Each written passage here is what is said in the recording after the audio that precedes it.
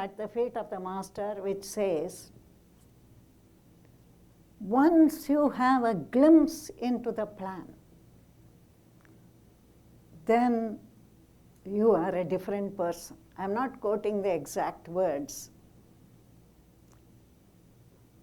You can never forget it. Joy mentioned something of this yesterday in her lecture. Even if you climb to the top of a minor peak and have a larger vision of life, it leaves its imprint on the consciousness. The very quality of consciousness changes. And therefore, it is important to have a glimpse, not a mental concept, but some kind of an inner response or awareness to what the plan is. And during these days, perhaps we can try to come to such an insight, maybe more than one insight, because the plan is so vast. If we think of it in periods of time, it's incalculable.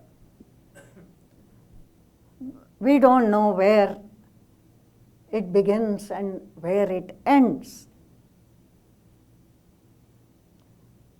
It is all around us. Let us not forget that.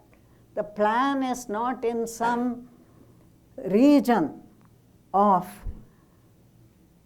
the higher mind, or even in still subtler planes of existence.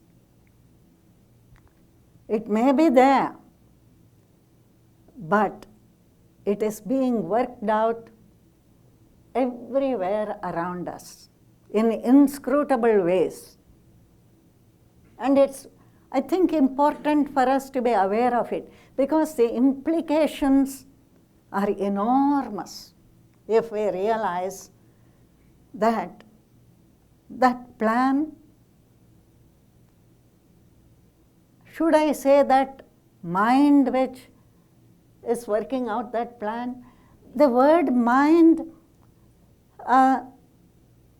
is something we think of in connection with our own mind. And so perhaps when we use that same word mind, we are distorting it, because that mind which can produce such a plan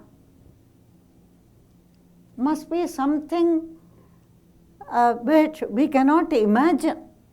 Its power, its intelligence, its love, because that love is also at work. A plan suggests something that the intellect has created. But when an architect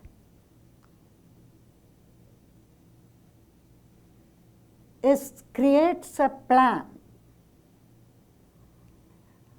produces a plan, if he is a great architect, it is not just a design which the intellect has conceived or his intelligence has created. It may be very wonderful, but it's wonderful because that plan is going to bring out, manifest something beautiful, whose proportions, symmetries, ornamentations, details are all integral to it, and which are breathtaking in their loveliness. And the plan also is obviously, if it is beautiful, it is harmonious. Everything blends with everything else. So it is said that the human mind cannot fully ever know that plan. And that's one of the wonderful things, because when we contemplate something which is entirely beyond our grasp, we realize deep in our heart, with a sense of great humility, of the nothingness of our concepts, that there is something entirely beyond our imaginings, our conceptualizations, and so on. The mind expands. It breaks its barriers. That is why perhaps HPB, in her diagram of meditation, advised contemplation of that which is beyond time and beyond space. This mind cannot take in something which is beyond time. But as you contemplate it, it is no more this mind. It crashes through the frontiers. And when Arjuna, once more we come to the Bhagavad Gita, Arjuna asked Sri Krishna, who is allegorically the source of everything. He is the unmanifest as well as the manifest. The divinity about which nothing can be said. When Arjuna says to Krishna, show me your divine form. I want to know everything about you. He was eager to see it. And Krishna replied, there is no end to me, so you cannot see. There is no end to the glories that can be revealed to show my nature. You may think that you have known certain things, but new things will always come out of that eternal source. That which is the true center of all creation, creativity. And so the book says, he revealed something of himself. And it was so dazzling. After a time, Arjuna said, please return to your normal form. I cannot bear this anymore. And that perhaps gives us some glimpse of the nature of the plan. A plan which is so extraordinary in depth, in beauty, in vastness, in its intricacy and complexity, and yet its simplicity, that we can have no idea at all if we are using this mind. can we during these few days, by contemplating the plan together, perhaps offering to each other some perceptions, if we are seriously looking at it, go a little further, have a slightly clearer vision of that plan. Not in terms of mental concepts, but through clarity of our inner eye. Can we try to do that? If we do, then maybe there will be a little change in our consciousness. We will go out of here not the same persons. You can remove your labels after that.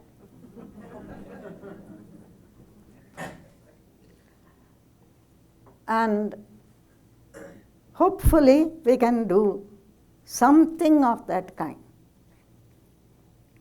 Here I would like just to read to you a quotation which Annie Besant has given from the Greek text, Orpheus. All things originate from an immense principle, to which through the imbecility and poverty of human conception we give a name. Though it is perfectly ineffable, and in the reverential language of the Egyptians is a thrice unknown darkness, in contemplation of which all knowledge is refunded into ignorance. I hope you will pardon me if I read it again. All things originate from an immense principle, in which through the imbecility and poverty of human conception we give a name, though it is perfectly ineffable. And in the reverential language of the Egyptians is a thrice unknown darkness, in contemplation of which all knowledge is refunded into ignorance.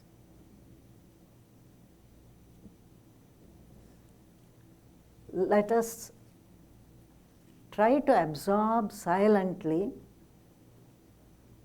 this truth of the origin in a source about which not a word can be said. No concept can be projected. A darkness from the point of view of our mental perceptions. The unknown, the unknowable.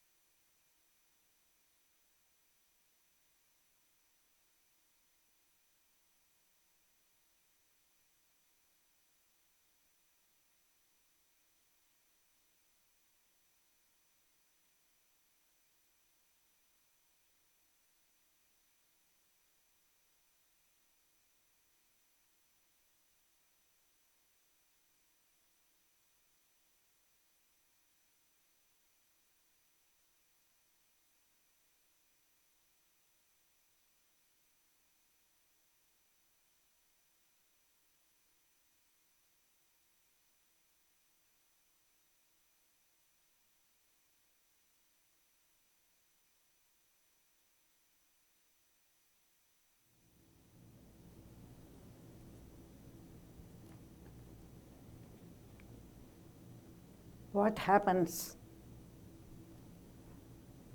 when we open ourselves to such a sublime, immense principle as being existent. There is nothing more to say.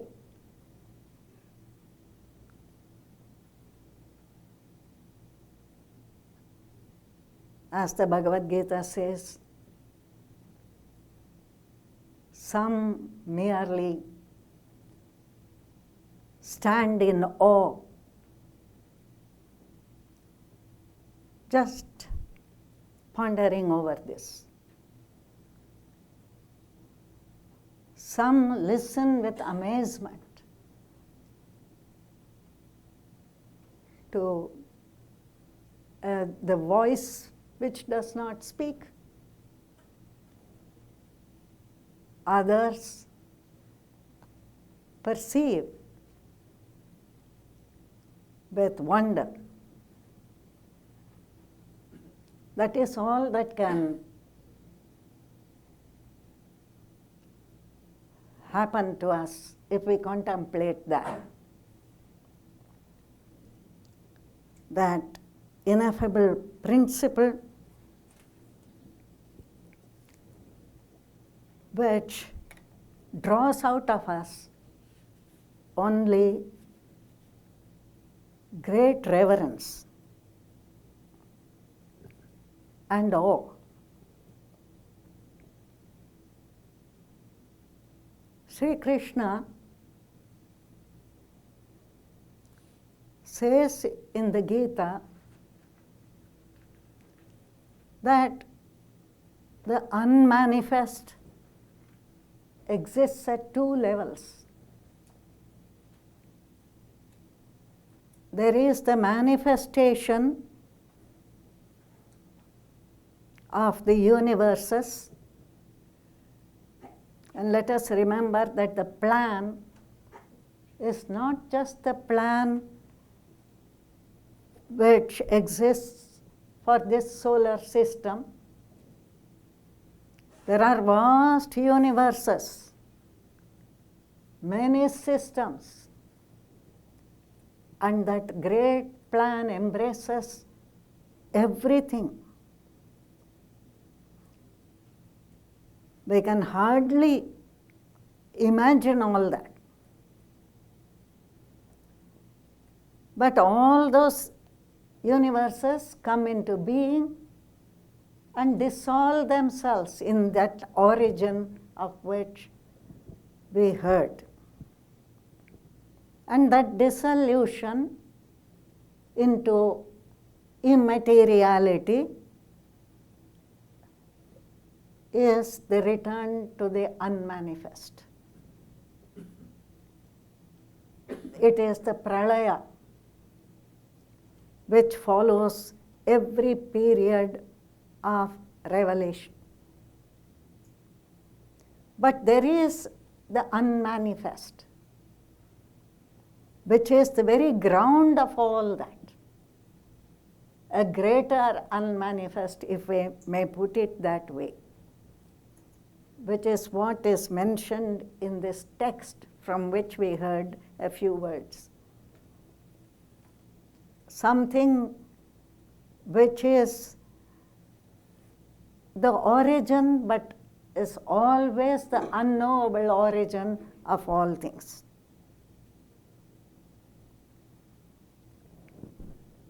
But from the unmanifest comes the manifested universes. The plan, the divine plan, which is so much part of our theosophical knowledge, so far as it goes, is not a matter about which only HPB has spoken. There is ancient literature which mentions the birth of myriads of universes and their disappearance into the absolute. But HPB was the first one who gave some idea of the progression of this manifested system. Many different kinds of words have been used for explaining this coming forth of beings from the one being or beingness, which all give us some clue of what it is about. Some say that the plan is evolution. And when we use the word evolution, it gives us some idea, some glimpse of a movement, like a great river flowing on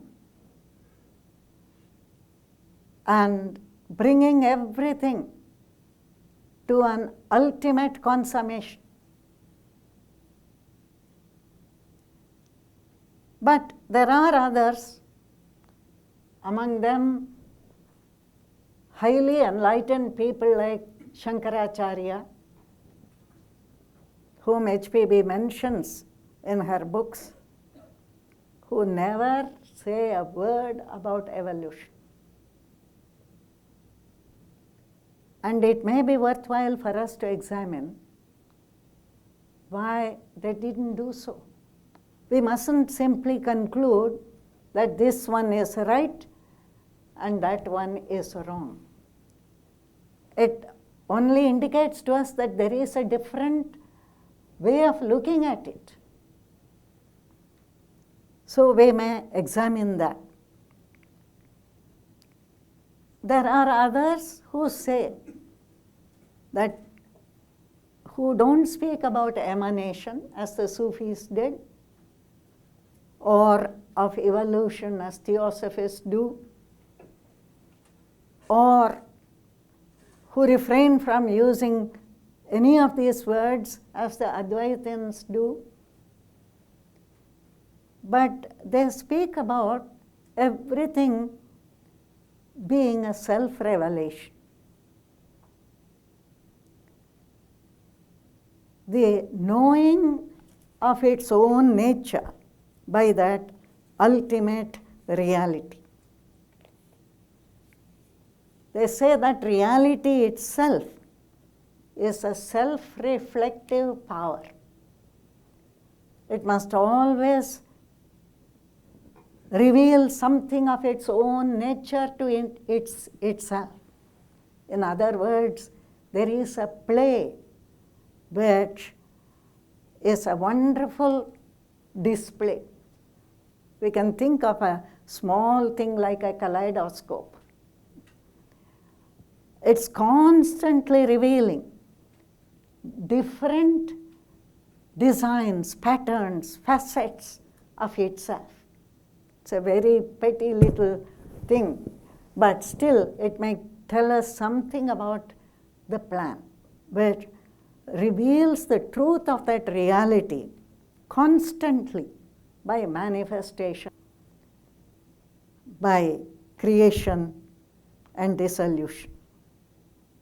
So self-knowledge and self-illumination is said to be inherent in reality. And sometimes it is called Leela, which means sport or play. And it is said that there are three forces at work primarily in this plan. The force of inertia or tamas, the force of which is movement or rajas, and the harmony and stability, which is sattva. And as these forces combine, various things come to the surface as do bubbles on the ocean's face, and they return to the great waters. And it is also said that there are 3 facets to this whole play, this revelation. And those 3 facets are God, man, and the universe. They're all part of one, but they are different appearances, different faces that it has. There are some wonderful pieces of sculpture showing the 3 faces of the one reality.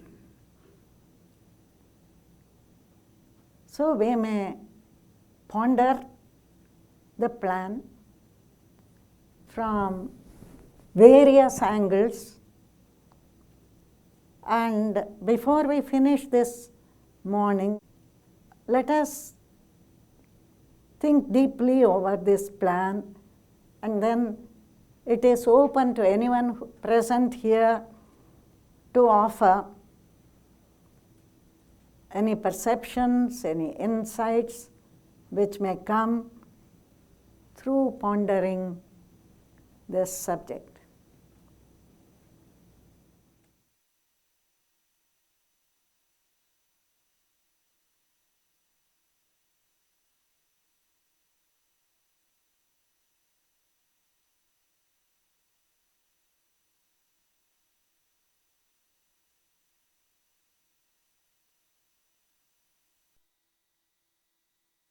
The following program was produced by the Theosophical Society in America.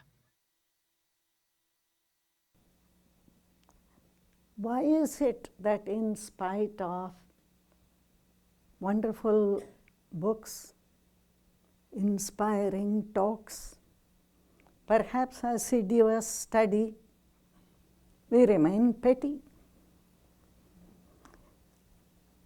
The small self is petty. It is because no amount of intellectual understanding brings us into touch with what is real. And to come into touch with that, reflection, contemplation is the way. Our tradition in India used a word, that word is upasana. Upasana is contemplation or meditation which is sustained. But it's not meditation on just anything. It is giving complete attention to that timeless, boundless, immutable being, reality, which we pondered yesterday morning. And it is said that this kind of contemplation is like a stream of oil. If you pour oil from a container, it falls in an unbroken stream. And this contemplation must be like that.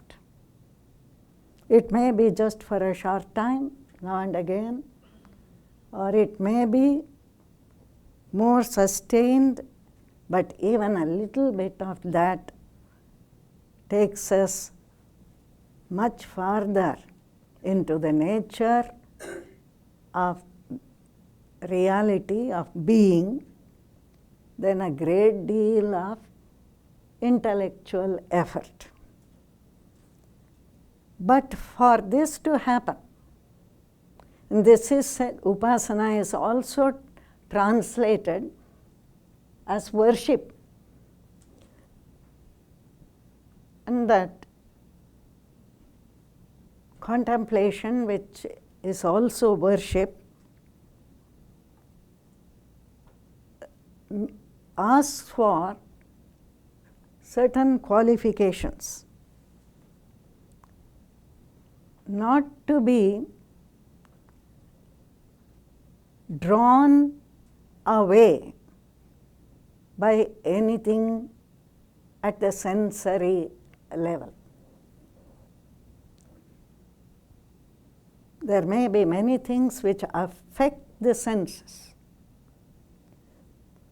During that contemplation, you may hear the hum of the air conditioner or whatever it is which makes the hum. But there is the awareness that there is nothing but this one vibrant, extraordinary existence, being, reality. There is nothing outside it, as HPB pointed out, because it is the only thing which is. What seems to us as objects of distraction are all that, and that is the clue. Whether it is suffering or pain, joy or elation, whether we are near people who seem good or bad, it is all that. So this contemplation means being aware for whatever time or moments are possible that there is nothing but that. There are no friends and no non-friends. In her diagram of meditation, HPB says, this is one of the things which happens when you contemplate that which is not limited by space or time. That there is no foe or friend. Everything for the time being is only that great reality. Purer than the snow, it has been said. More radiant than the sun. Inconceivable in its holiness. So there must be in that contemplation nothing in the world of sense that distracts. And therefore, there is that recognition of the profound value of everything, which is a true sense of equanimity It is equal-mindedness, where everything is seen to be part of a wonderful unity. And thirdly, this means a profound feeling for the welfare of everything that exists, because it's all part of that oneness. If even for a short time there is an experience of that, then this is inevitable,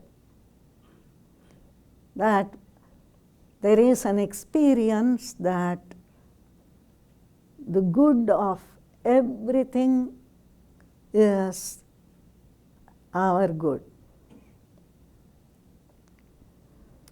So this concern, profound concern for the welfare of all that is, whether it is the earth or vegetation or animal life, angelic beings, human beings,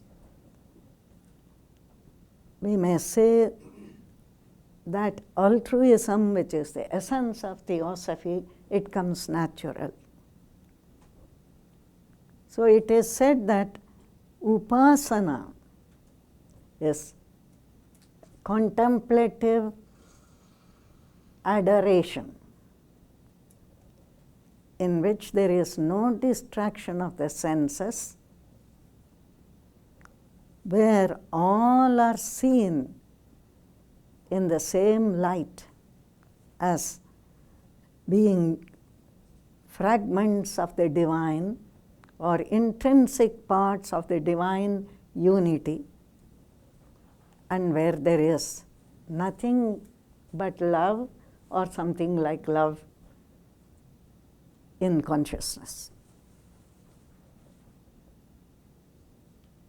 So instead of trying to clutch at reality through intellectual effort, if there is sustained contemplation from time to time of that one reality, as we said, immutable, limitless, indestructible, timeless being, then there is a change in consciousness where that which we may call wisdom sight is natural. Let us think of this fact, that we go on studying, thinking, talking, discussing, and nothing happens. Nothing really. We are the same with our tears or with our laughter and all the agitations and upsets and so has hurt me and what not. We talk about the eternal, but we have no glimpse of it at all. And this is the greater knowledge. So let us contemplate to start with. Again, to maintain a certain continuity perhaps between one morning and another, the deathless and undying, ineffable, unchangeable, eternal being without distraction. Let us spend 2 or 3 minutes on that and then proceed.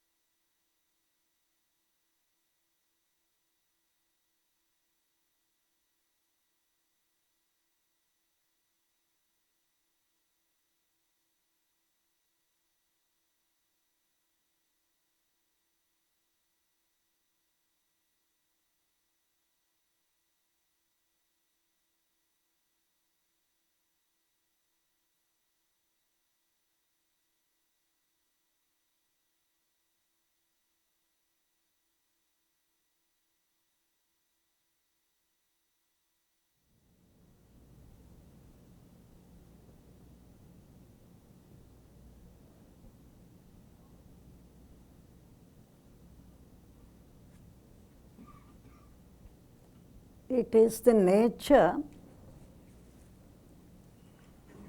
of the eternal periodically to appear in time.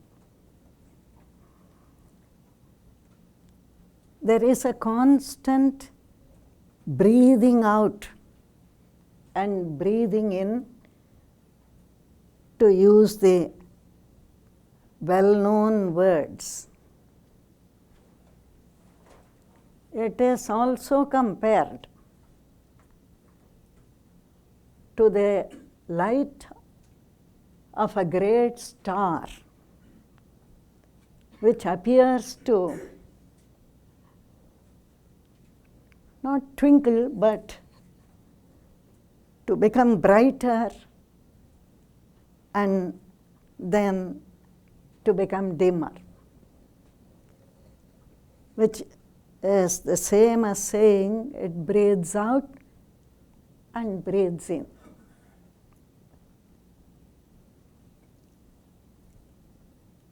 One of the Upanishads says that as the great banyan tree, perhaps you have seen pictures of the banyan tree on video, if you haven't seen it actually. In principle, a banyan tree is immortal, for it puts forth trunks and lets down roots Elsewhere, one trunk may die, but the tree goes on forever. But as the great banyan tree is in every seed, and the banyan seed is not bigger than a mustard seed, the entire universe, with all the seemingly inert and active creatures, is in the heart of the Supreme. All this universe is that Supreme Being. It is its own breath which will be withdrawn back into it. But there are two things perhaps we should contemplate. One is that the breathing out is a process of becoming. It has been called becoming. But at the same time, it is pure being. This is the great paradox. HPB mentions it in The Secret Doctrine, that the ultimate reality never ceases to be what it is. We are in it. We are of it. We are surrounded by it. And its essential nature, the depth of its nature, is enveloping us. We are unconscious of it. The very well-known Indian mystic Kabir said, fishes in the ocean, if say, where is water? We are the fishes. Where is God? How can I become realized, enlightened? That is all the time in us and outside us. We are it. We are not different from it. Now we can understand why some highly evolved persons never spoke about evolution. Because from that, if we look at it in that way, there is and there can never be evolution. It always is its own true. To say its own true self is nonsense. It is always what it is. But it appears as if it is diverse. When it breathes out,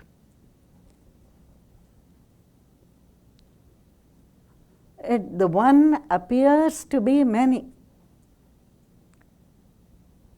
Out of its own spontaneous movement, it brings out manyness.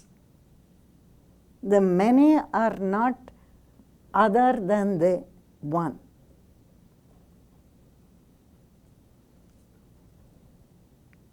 If the many were not there, it would be impossible to know the one in its myriad aspects. If you see a glorious rosy light in the sky,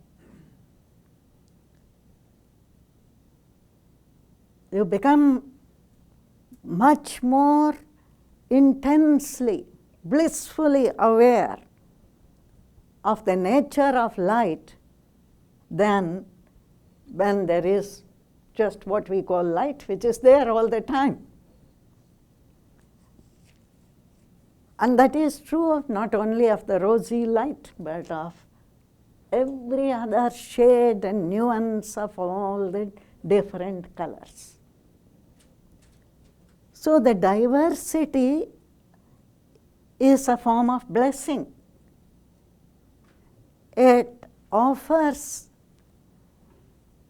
through the reduction of what actually is, a clearer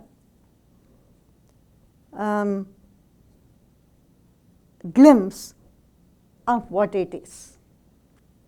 Unless Maya veils our eyes, and then we think there is nothing other than that rosy light. But diversity is a way through which it reveals itself. Every diverse being is a revelation, but it is also a veil. Every diverse object conceals the reality. This is a mystery. It is like taking a magnifying glass to look at some particular thing. Then you see that thing magnified, and you see it in all its complexity, beauty, etc. But when you do that, you shut out everything else, because the magnifying glass shows you only a little bit of what is.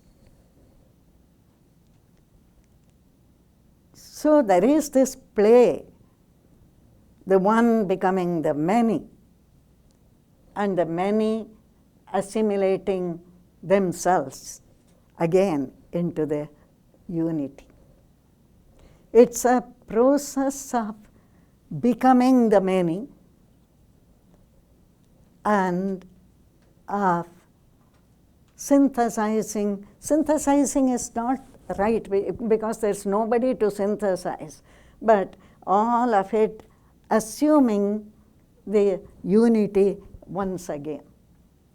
Perhaps if we look at it like that, it gives some meaning to what appears like a chaotic process. By concealing a part of its nature, it reveals more sharply some aspect of itself. So the concealment is a form of blessing. And then perhaps if we think of it further, we may realize that there are aspects to this veiling of the reality which are for the present mysteries to us. For example, that which is beyond time presents itself in terms of time. What does that linear movement, which is time, show to us of that which is beyond time? We are not going to discuss it just now, but I am mentioning it as an example of where our pondering may take us.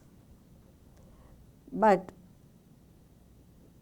the main point is that which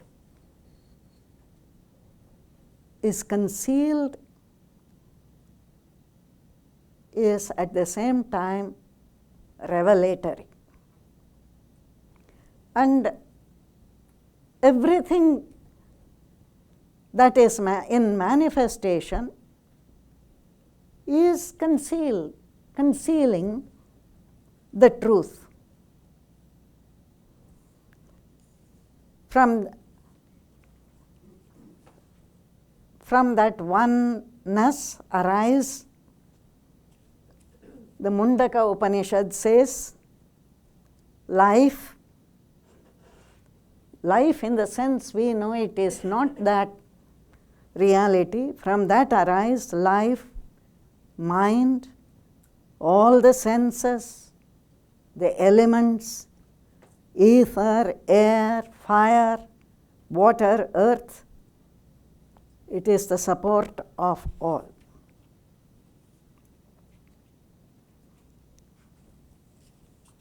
David Bohm, in his well-known book, says, order and unity are part of an implicate order which constitutes a fundamental aspect of reality. And in the manifested process, a vast panorama is presented of that order. If we read the theosophical literature about manifestation, we see or get a glimpse of the fact that it is a building process. First, the material, substance, arrives on the scene, so to speak. It takes form. From simple forms, it builds up complex forms. Then it seems to come alive. It has always been alive, but it seems to come alive. And these living things grow in complexity all the time, one by one. The senses begin to function. And as the senses function,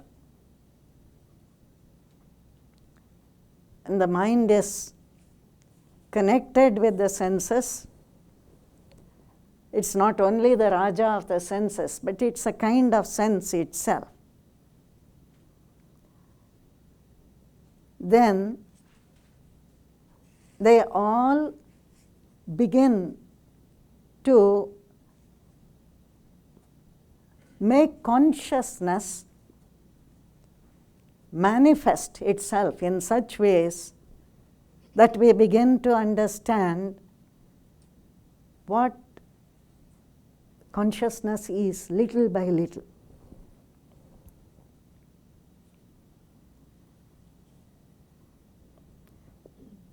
In the ancient wisdom, Annie Besant says, examining the materials belonging to this physical plane, we are struck by their immense variety. You can read E.O. Wilson or anybody, there are many books like this on the diversity of life, how that diversity takes place. The innumerable differences of constitution in the objects around us, that itself is miraculous. Minerals, vegetables, animals, all differing in their constituents. Matter hard and soft, transparent and opaque, brittle and ductile, bitter and sweet, pleasant and nauseous, colored and colorless. There you can add to this list, but all this is part of the diversity. But if that diversity were not there, we would not be able to see the creative quality of life. The unique ways in which it takes countless paths. Life flows into you as an individual, into the millions of billions of other people and other forms of life, but it does not flow in the same way. Without diversity, there would be no revelation of individuality and uniqueness. each one of us have unique ways of sensing the rest of life through our sensory perceptions, through our emotions of sympathy or empathy, through our mental operations, and that which is beyond mind, our simple, pure awareness. All this proceeds in unique ways. So none of us can see exactly as another one sees or feels. But all of us are part of that development, that flowering of consciousness. Unfortunately, we don't sense the beauty of it all.